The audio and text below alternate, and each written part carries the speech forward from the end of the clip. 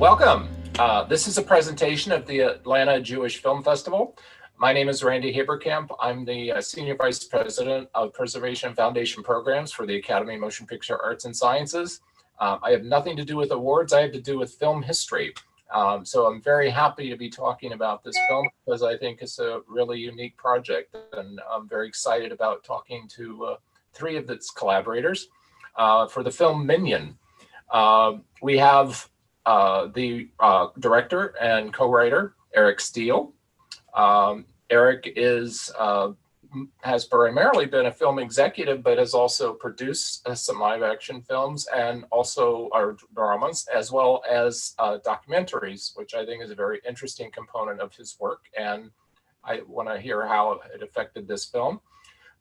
We have the actor who played David, Samuel Levine, Sam, who is familiar with New York stage audiences, but is relatively new to the area of film, and we're very excited to see his talent bursting on the screen in this film. So welcome, Samuel.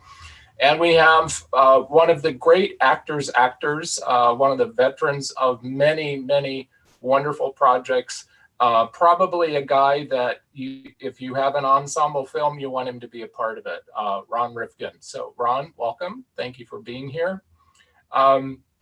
You guys have all such different backgrounds and different approaches, and yet at the same time, this film has a really organic nature to it. It's something that I had a difficult time figuring out what I would compare it to if I were describing it. It's really kind of a unique film and something unto itself, which isn't easy to do. The first time I watched this film, I watched it just to see what it was because I was asked to do this panel.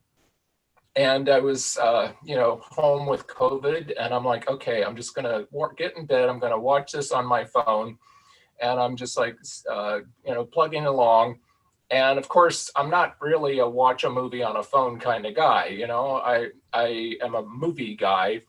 And it wasn't long after watching it that I had to go back. I'm like, wait a minute, what happened? And I'm like, I cannot watch this on my phone. I got it on my computer, started over. And I've now seen the film 3 times. And I must say that even though I'm thrilled to have this virtual presentation for the Atlanta Jewish Film Festival, I really want to see this movie on a big screen because I assume that's the way you guys designed it. And I'm sure it's playing very well for our audience who has seen this film. But I really admire the nature of the way it tells its story. So I want to talk to you about that and how you came to this style, how you came to this particular project. And I hope not to gush too much, but please know you're comfortable hands here. First thing I want to talk about is, as a film historian or a film fan, I've always thought that silent film was where it all started because of the storytelling that was basically visual. And I think that you could make a version of this film very easily that just removed all the sound, put title cards in, and it would be a beautiful silent film because the performances, the storytelling is so incredibly visual and engaging on that level. Obviously, I'm happy that we have sound. I'm happy that we have color. But again, it's not a film you can just listen to. You really need to watch it. There's so much said, in the way the actors respond to each other, in the way that they, sometimes do nothing and yet say a lot. And so I'm wondering, and from my perspective, the film is fairly sparse on dialogue. Every word needs to kind of be there. You had so much that was nonverbal, so much that was action, and very subtle action. I'm just curious as to what your design for the film and the way you were thinking of it and what the script looked like, because I doubt if you just read the dialogue, you would know what was going on in this film. So I was wondering what kind of preparation you had on a script level. I do imagine films in a kind of layered way, and I do believe that each layer should be able in its own way to tell the story. So if you read the dialogue just down the middle of the script, you would also get the story. You would see it that way. I think in terms of how Ulla Birkeland and I worked out the sort of shots and the way the camera moved, you would also get a sense of this story of this. I mean, it really is a story of the way outsiders look in and try to figure out who they are and about belonging. And so I think there's a lot of the way the camera is, the camera acts as the agent of that. I think the production designers and costume designers worked really hard to be able to tell a story of a specific time and place and group and how that like the minute details of that are very telling. You know, like what kind of food people are eating or where people are sitting at a table. All that really does matter. I think probably in the editing, we were very conscious of the sort of pace of how a young man discovers pieces of himself and his life, and so that unfolds at a kind of syncopated. You know, sometimes there's a lot of discoveries very quickly. Sometimes one discovery takes quite a long stretch. I think the music score.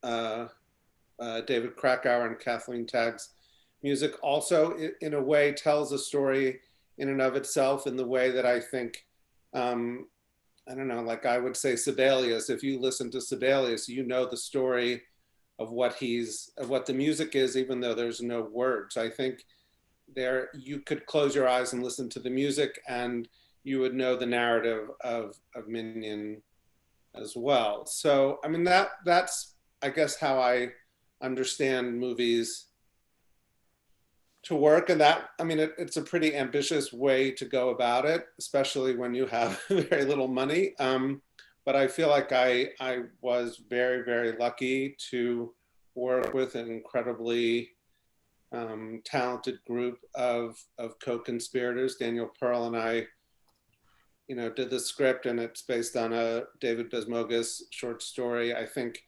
like I said, Ulla Birkeland and Lucio, the production designer, and really the cast, every step of the way, I think they understood that way of storytelling. I mean, I think that was part of, I hope that was part of the attraction for why they wanted to be a part of this. And you know, I think you know, if you believe in it and the people who you're working with believe in it, I think that's how movie magic happens, and I think it did. I mean, I'm happy to talk about specific pieces of this script and how that came together too, but I think that, I mean, happy to if you want me to.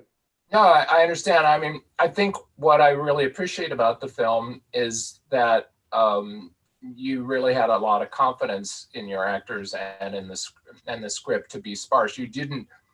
A lot of people could lay it really heavy on the exposition. You allow the audience to discover these characters. Every scene tells us something new about them. It's not all like, oh, by the way, he's gay right up front.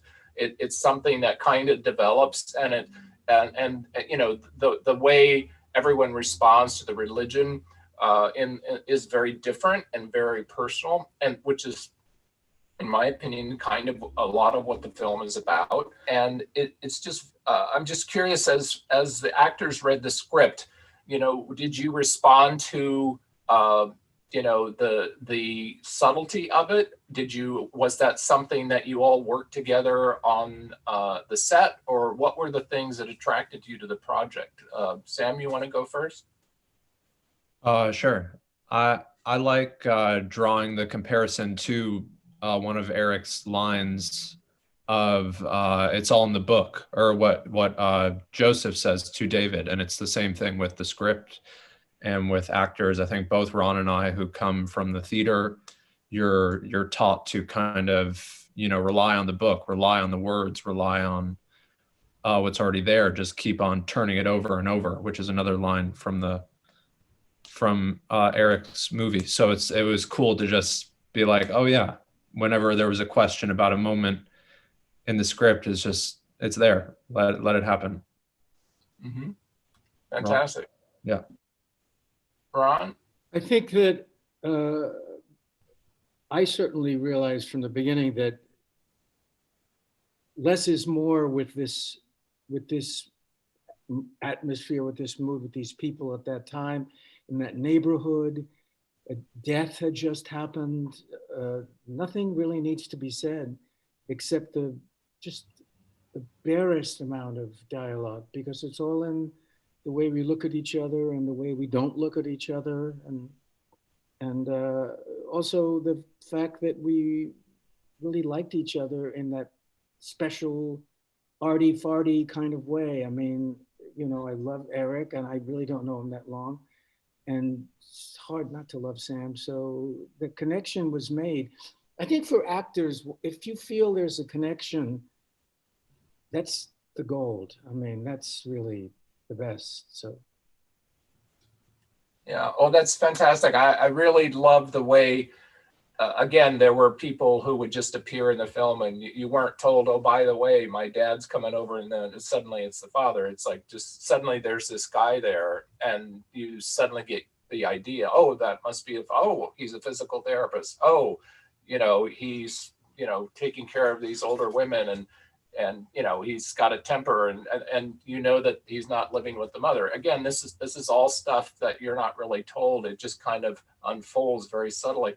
And even the relationship with the grandfather and David is one of those things where he's like, I want to go with you.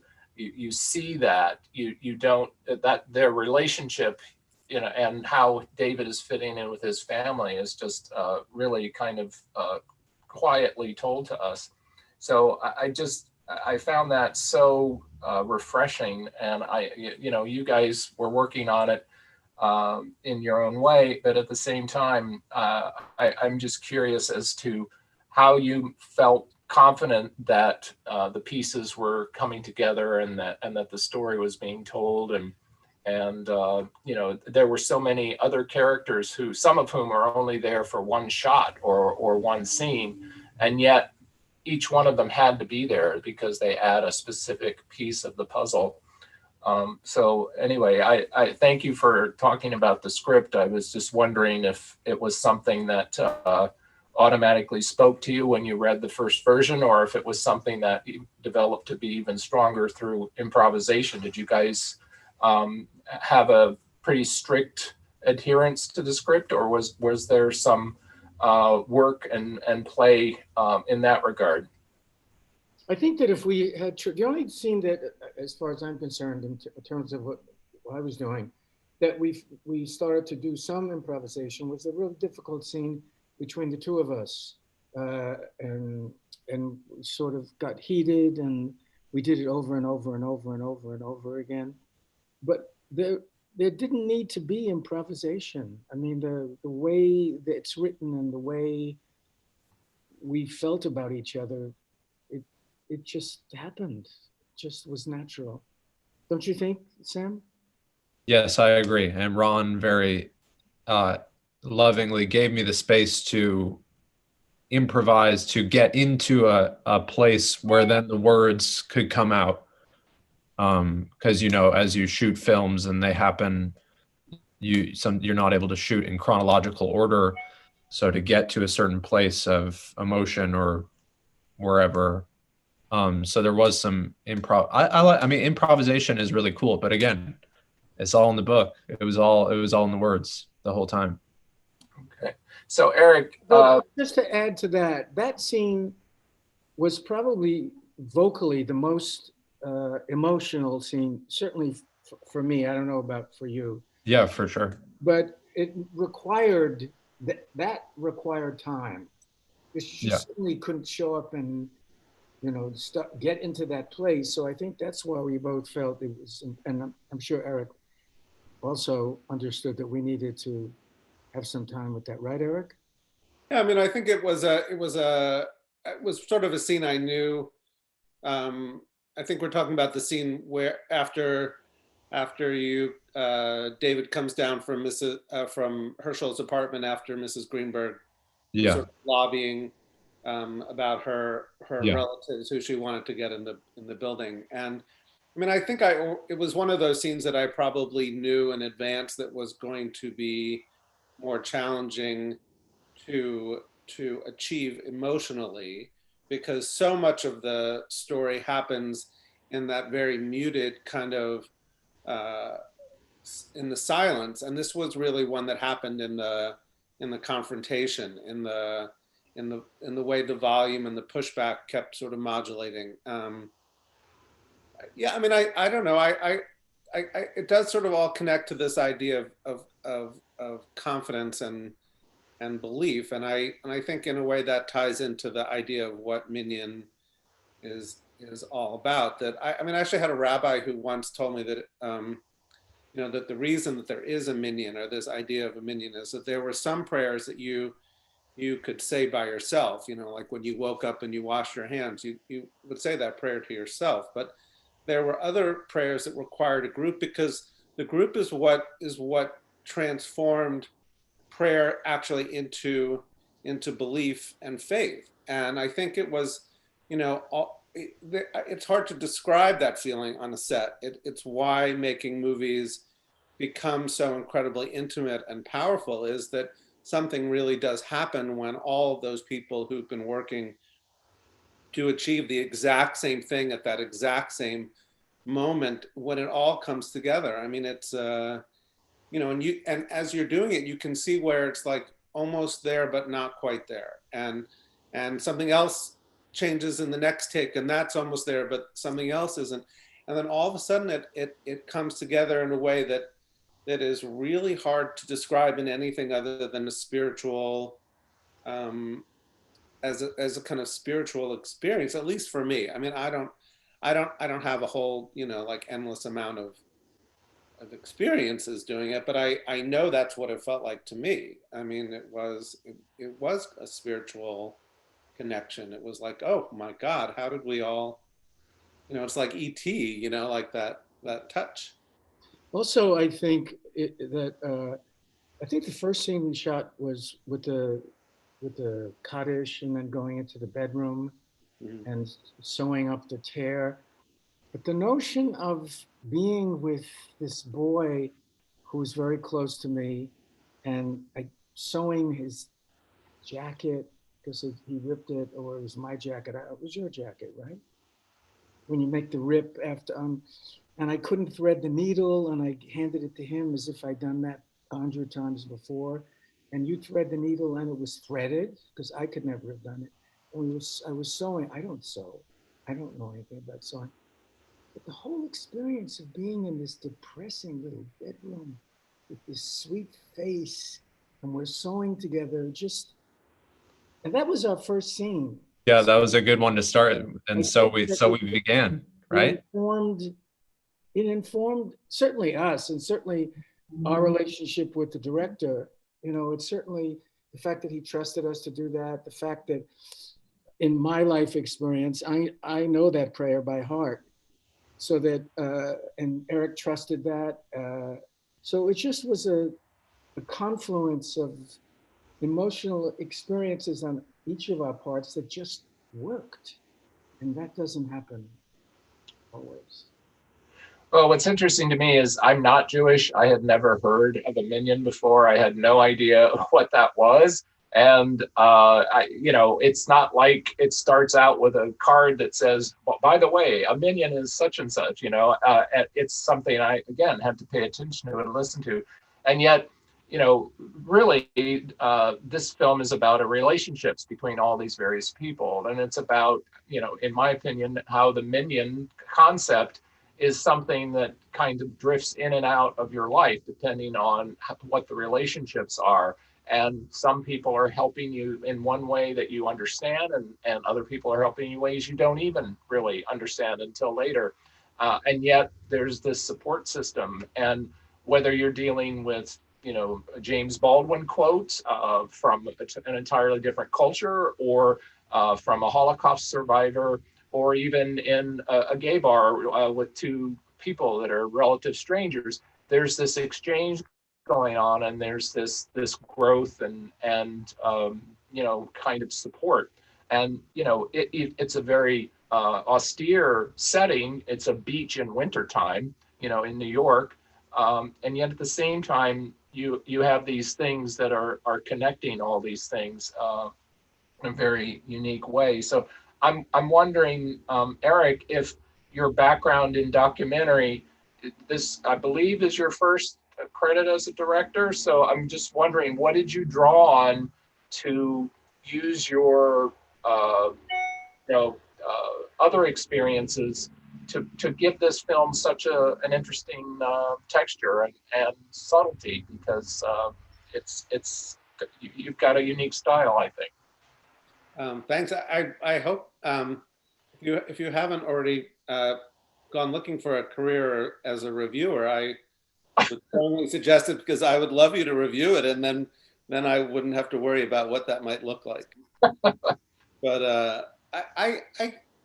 I really have worked in the movie business pretty much since the day I graduated college, and so I think I have a pretty unusual 360-degree kind of resume. I think I've seen movies from all sides or every angle, and which I'm sure is invaluable, even if I don't quite know how I'm employing the value at any given time. I mean, I do think that I in my documentary work, one of the things I knew or learned about myself is that I tend to like to watch things unfold. I like the idea of the camera somehow being slightly ahead of the audience in terms of knowledge, or slightly behind. I like that. It's not a leading tool necessarily. It sort of has its own personality and its own role in storytelling. And so I think that was important to me. I probably have been, accused or praised, depending on who's using the words, for not sticking to the pace of what is expected. I think there's and it's just a personal way of storytelling. I mean, I think if you read, Henry James, novel one day and Hemingway the next, you would experience two very beautiful things that were told at completely different tempos. And so I sort of know that this is my storytelling tempo. I think, I believe in it, only because I only have this voice. I don't have another one. And I believed in the story. I believed in what was in the book, on the page. When Sam and Ron and everybody else signed on and believed in me and in the project, I wanted all of their stories to have a full exposure and a full shine and a full treatment. And so I think that's why, like, the taxi cab driver's story in a way is as complete in its own version as, he's a smallish kind of character in the story. But if you were just looking at his character, you would know a whole story. And I think that's just something I don't believe that there are people whose lives aren't as interesting. It's just trying to find a way to, crystallize it in such a way that it becomes resonant to a viewer. I mean, I do think that the bridge if anyone knows it, was a movie about the suicides at the Golden Gate Bridge. It's not an easy subject to film. It's not an easy subject to be looking at. And I think if I have a confidence level, it's about knowing that I can keep looking when other people would probably turn away. And so I think there are moments, you know, I mean, someone asked in Berlin about the sort of the intensity and the endurance of the sex scenes in Minyan, because they're not shorthand. They are sort of real and complete in their own way. And someone said, well, that's a very rare thing to see in a movie. I would argue that it's probably rare to see two men reading poetry, or for you know, one of your lead actors to be you know, reading from the Haftorah. So I think there's, you know, those things are rare too, and I wanted to see them. I agree completely with what you're saying, but I'd like to ask Sam, now that you brought it up. It's rare to see a sex scene that's about character development. I mean, there literally isn't a move in that scene where you're getting a new piece of information about each one of those men. And, you know, I think, you know, Sam has this kind of hesitancy and frankly, he ends up in this place. He's been brought there by this guy, not even knowing kind of what happened. And he goes in and finds him laying there naked, and then goes into the kitchen. And then they go back to the bedroom, and there's this very delicate dance that they're doing as far as, you know, what they're expecting from each other, talking about reading and all, and I don't really feel like reading and all that kind of stuff. It's and then of course it gets very personal and very intense, which is of course difficult for an actor as well, you know, when you're trying to do that on a set. But anyway, I'm just wondering, you know, Sam, how did you work out that, you know, sense of timing, you know, and that sense of what each, and most, there's so much nonverbal stuff going on there, deciding what is he thinking and what is he going through. Yeah. One, I love what you said. Just how do I answer this question? I don't know. It just kind of happened. But how beautiful that Eric was willing to look at that and allow set the conditions for that experience to happen, and for people to witness and understand that there is pleasure and freedom and liberation in desire, and being, you know, David finally indulging in these desires that he's had, you know, hidden away from him. And that's a really beautiful moment. So it isn't just a carnal longing for him, but it is about, liberation and him finding himself within the throes of being with another man and being in this this new place. And although, yes, he was taken there, he also, he brought himself, you know, he walked into the bar. Yes. He knew what he was doing. So, you know, and that's a beautiful thing too. Yes, but he wasn't necessarily comfortable either. And so there was this sense of, you know, his own confusion and hesitancy, I think. So anyway, for sure. But he didn't just walk out, you know. He didn't just, he was willing finally to sit with the discomfort as we should all, right? Yes. Well, that's part of the magic of it, is just how, I mean, you know, the magic of it, at least on the page as well, but then it becomes even more magical when they did it. But the closeness of the discomfort to the pleasure, the sort of quickness, the quickening of how it moves from one to the other and back and forth, and giggles turn into something else. And you know, I mean, all that I think is, I mean, you know, when you write it out that way, and it is sort of written out, I mean, that it is sort of written out, there's no way as a director, I mean, I don't, maybe I can't speak for anybody else, but there's no way you can really imagine it having that much life as what actually, what I actually witnessed. And I, the other thing about it is that those scenes were, at least in the design, they were shot in long continuous takes that go from the moment that David wakes up and explores the apartment and has the coffee and goes back and has conversation. I mean, it's all one take. And I mean, they just play out in real time. I mean, I think that's that's how I think we made it work.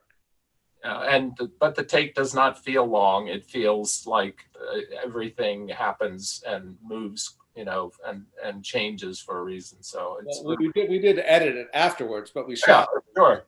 But it's also not that you enabled it to be something that was that you identified with, as opposed to feeling like you were a voyeur. You felt like, oh yeah, I remember that, or I've experienced a relationship like that, or I know what he's going through, that kind of thing.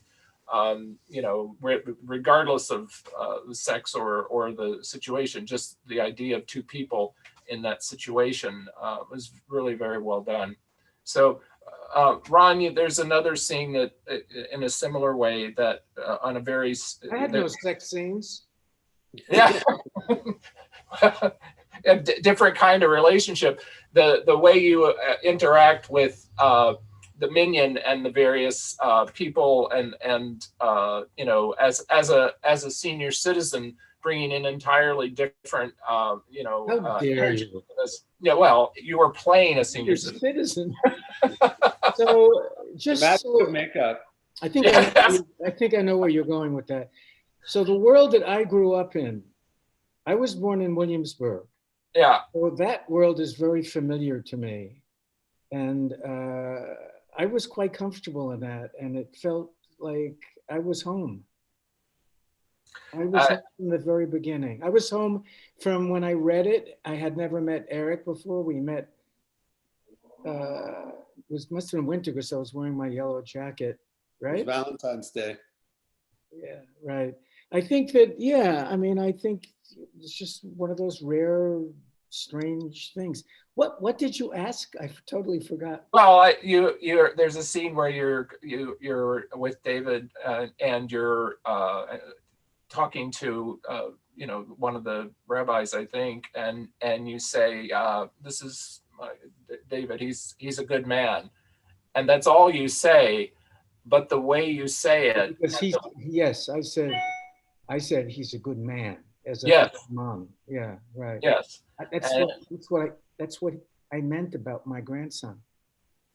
Exactly, and the way he responds to that, it says more about a relationship than many other things that are much more complicated. So there's a lot of that. I think as an actor, knowing how to use the words and how to time it and just how to express it, that's really again, you're identifying with the character, so that's where it's coming from. Somebody said something, I heard, I forget who it was some good actor who said, I think it was a woman who said, like, you're born with certain things, and when you come to the stage and when you come to the set, those are your special things, and sometimes they just come out. Sometimes the script asks for it and sometimes it doesn't, but that's what the essence of each of us is, and that's what we have to offer.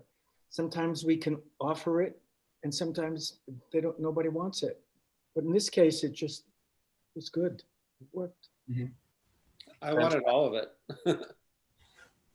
Well, I think it's interesting that particularly toward the end of the film, and presumably our audience has seen it as they're listening to this, but toward the end of the film, again, the concept of the Minyan starts to redefine itself as not necessarily just those 10 people, but the various Minyans that you have throughout your life. And so when David is very upset is about the man who may be thrown out of his apartment.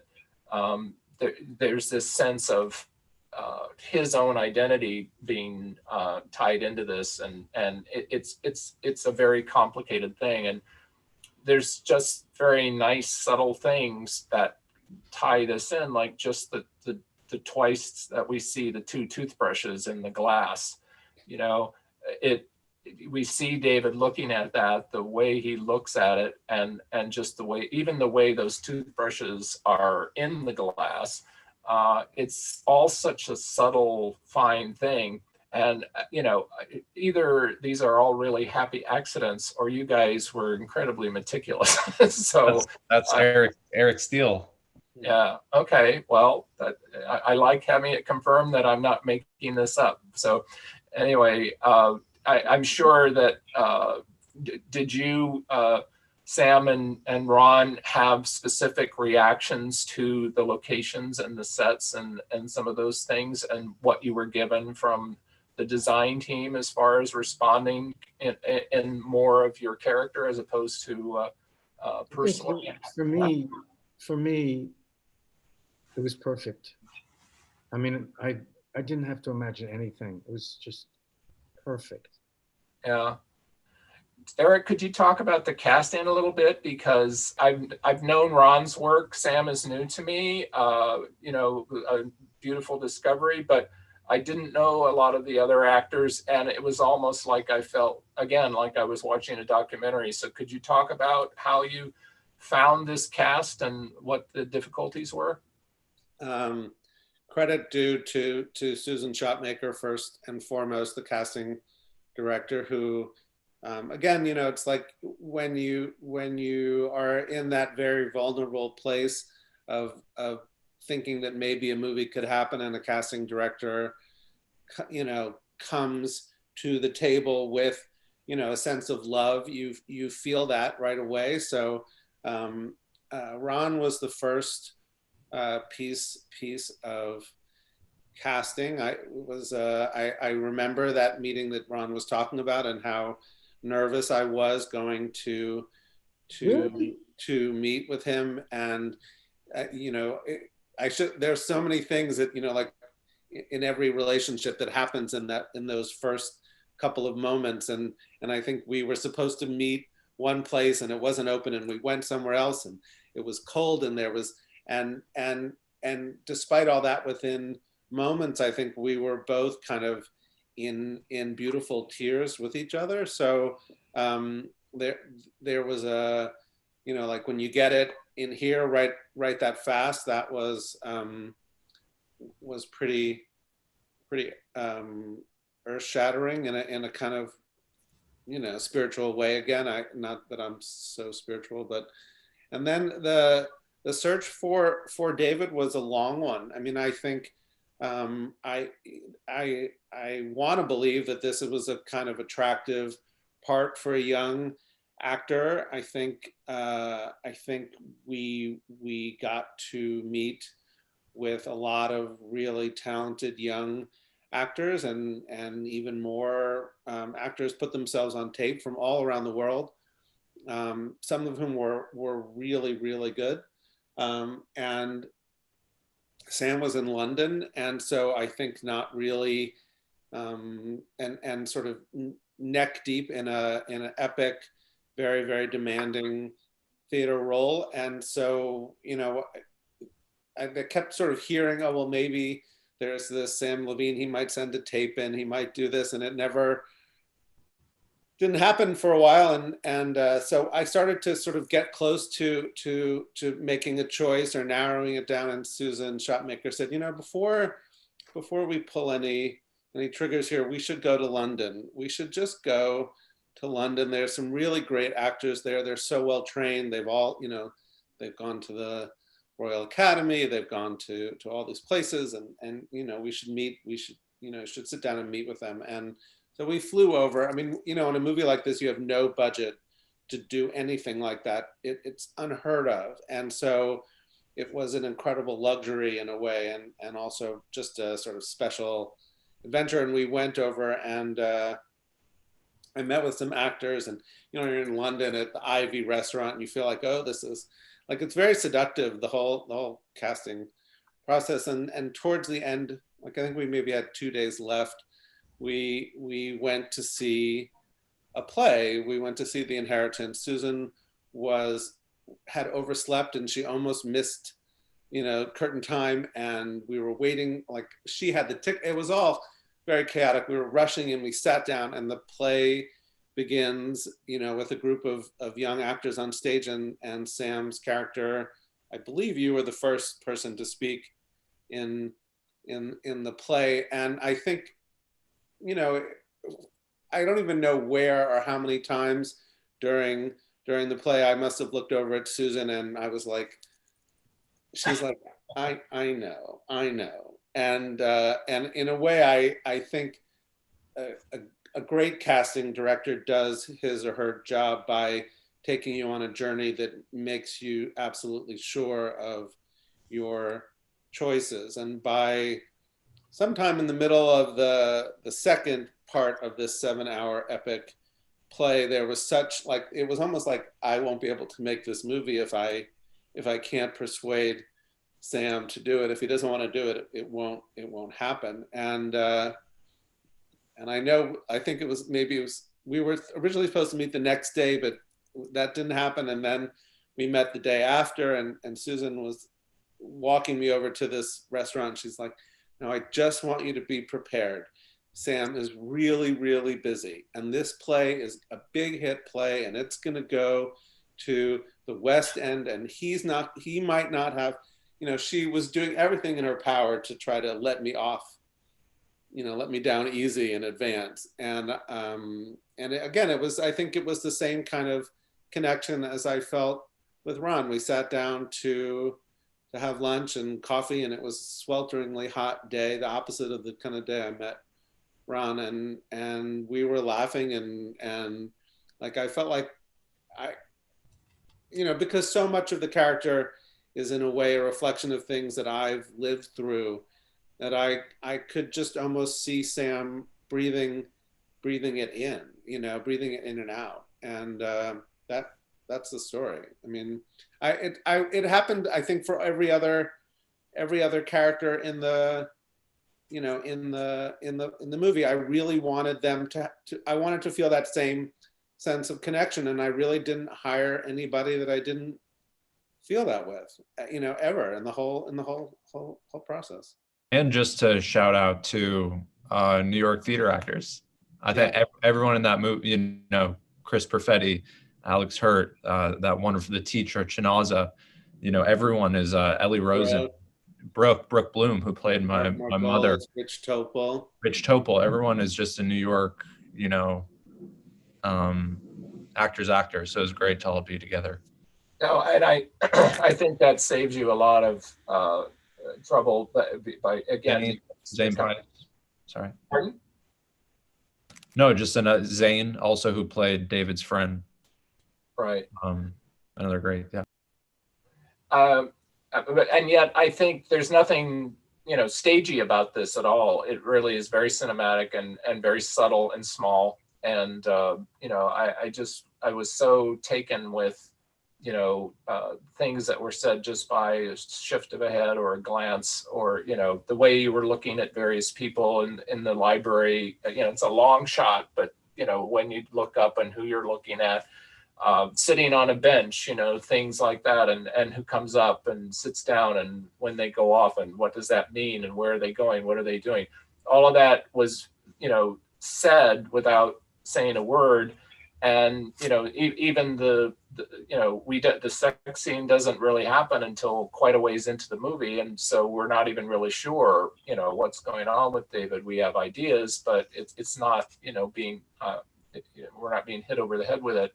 And again, we can tell that he doesn't quite know too. So it's really, really well done in that regard.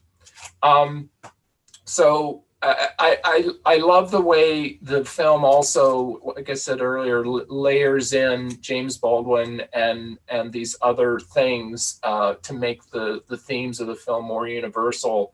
And I also like how I'm assuming this is from the source material, that it's set in 1986, and that the idea of the AIDS crisis is, brought up, but the word AIDS is never really said. It's about as subtle a reference as could be going on. I'm just wondering, if that was very intentional, and what your thoughts about that were.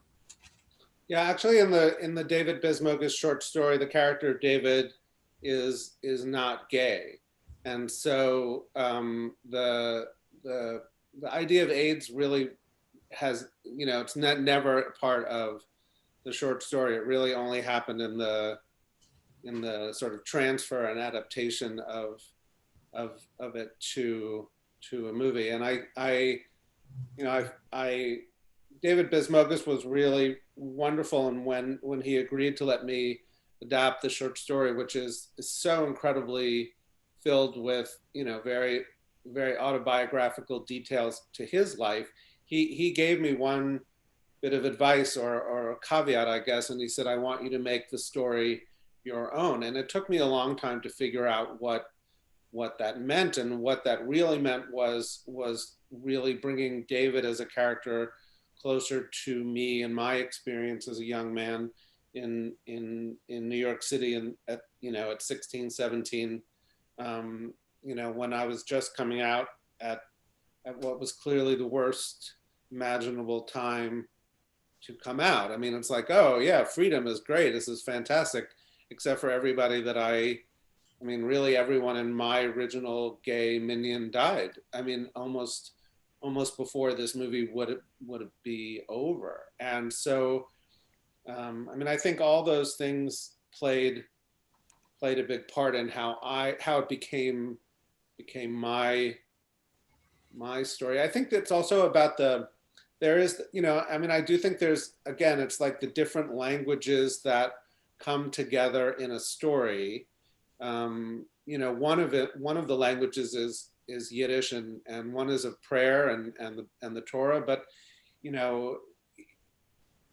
for people of the book, which is what Jews are, the people of the book, there is the sense that you could alternate other books in. There are 5 books in the Torah, and what if you wanted to swap out a James Baldwin book for one of them? I mean, David carries around a whole knapsack of his books, and he refers to them, and he keeps reading them, and he's sort of diving into them all the time. I think Joseph had one book that he had all the answers in, and that was the Torah. And he kept going back to that book over and over.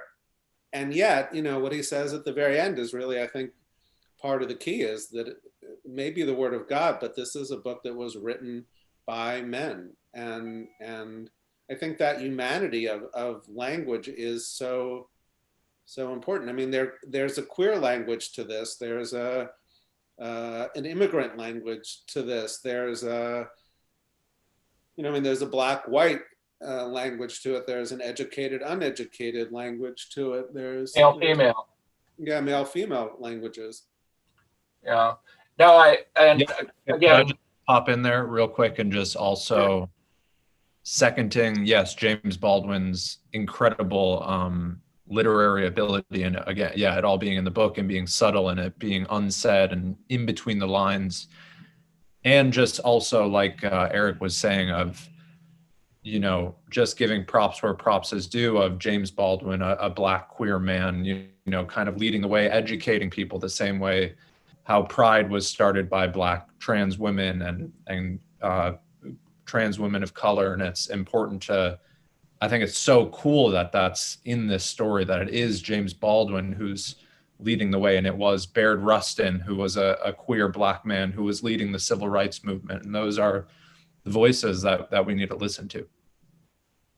So I think that's great. And again, I thank you for, exploring this with me, because it's been really a pleasure to talk to you about the filmmaking process, and also to talk about your success here. I think the film is a very has a very simple complexity, or maybe it's a complex simplicity, I don't know, but there's a dichotomy running throughout in every choice you made that I find really engaging. So thank you very much, all of you, for your fine work, and thank you for putting up with these questions, which I hope they'll edit out largely. But anyway. Oh, the questions were terrific. It was great. Yeah, really. Thank you very much. One last thing. Do you guys want to say anything about the title, Minyan, and what it means to you at this point after making the film? I have a kind of and I value it. I have a very personal, not orthodox connection to my Jewish faith, and I think it's a little bit of pick and choose when I want to, but I believe very much in the notion of Minyan and the power of a group of people that the people that you pray with make things happen. And I think that that belief is